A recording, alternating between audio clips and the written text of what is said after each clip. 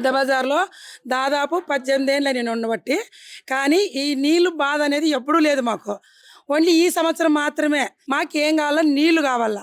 నీళ్ళు అనేది ఖచ్చితంగా అంటే ఇది 4వసారో 5వసారే 2-3 సార్లు పోయినాం. పంచాయత్ ఆఫీస్ దగ్గరికి పోయి మేము ధర్నాలు కూడా చేయడం అయింది. కానీ మాకు అప్పుడు కొన్ని రోజులు స్పందించినారు. కానీ చెడిపోయిన మోటరే పదే చెడిపోయిన మోటరే అదే చేపిస్తున్నారు. మాకు అది వద్దు, కొత్త మోటార్ పెట్టండి, మాకు నీళ్లు కరువు అనేది ఉండదు. అదే చేపిస్తా అంటే పల్లాపోగులు నీళ్ళు రావు. దయచేసి మీరు దీనికి స్పందించండి. పల్లి సింధూరారెడ్డి మేడం గారు దయచేసి రావాలి. మీరు వచ్చి ఒకసారి చూస్తే మీకే అర్థమవుతుంది. ఎప్పుడూ లేదు ఈ సమస్య, ఈ ఇయర్ మాత్రమే మాకు ఈ సమస్య. దయచేసి మీకు ఓట్లేసి మీకు గెలిపించుకున్న దానికి మాకు న్యాయం చేయండి. అలా బాధ మాకేం నైటు 1 గంట 2 గంటల కాడ ఇడిస్తే నీళ్లు పొగులంతా కష్టం చేసుకుంటే పోతాము. నైట్ అంతా మేలుకోవడానికి కాదు. అది ఓన్లీ మోటార్లు వేస్తే మోటార్లు మాత్రమే పోతున్నాయి నీళ్ళు. సాధారణ పరిస్థితి ఏమి, వాళ్ళు ఎట్లా పట్టుకుంటారు? బయట ట్యాపులకు వస్తే కదా నీళ్ళు పట్టుకోవడానికి అయ్యేది, కాలేదు. అందుకని దయచేసి మీరు ఎక్కడ తిరిగి ఈ పొద్దు సందకాడు కానీ మధ్యాహ్నం లోపల కానీ ఇంకొక గంట తర్వాత అయినా కానీ స్పందిస్తే మీకు చాలా ధన్యవాదాలు. లేదు ఇక్కడ రాము, మా చేత కాదు, మాకు టైం లేదంటారా, మేమే వస్తాం. మీరు ఎక్కడ ఉన్నారంటే మేము అక్కడే వస్తాము, అడుగుతాం. మాకు ఎట్లయినా ఓకే, మీ ఇష్టం, మీదే ఛాయిస్ మేడం. మేము పల్లాపోలంటే అడగాలంటే అయ్యలేదు. చిన్నపిల్లలు ఉన్నారు, ముసలి వాళ్ళు ఉన్నారు. మెయిన్ ఇప్పుడు కదిరిపుండం ఉంది, మళ్ళీ ప్లస్ రంజాన్ పండుగ ఉంది, ఉగాది పండుగ ఉంది. ఇల్లు కడుక్కోవాలి, వాకిలు కడుక్కోవాలి, పూజలు చేసుకోవాలంటే నీళ్ళు లేకుండా అయ్యలేదు మేడం. అన్నం లేకుండా ఉండొచ్చు కానీ నీళ్ళు లేకుండా అయ్యలేదు.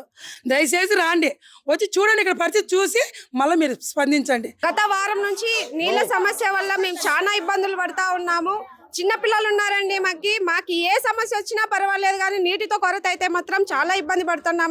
మేము పనులకు పోయే వాళ్ళమే. మేము ఇంట్లో ఉండి కూర్చొని తినైతే జరగదు మాకు. ఈ నీళ్ళ కోసడానికి నైటు పగులు రేయి మేల్కొని మేము నీళ్ళ కోసం ఆరాటిస్తున్నాము.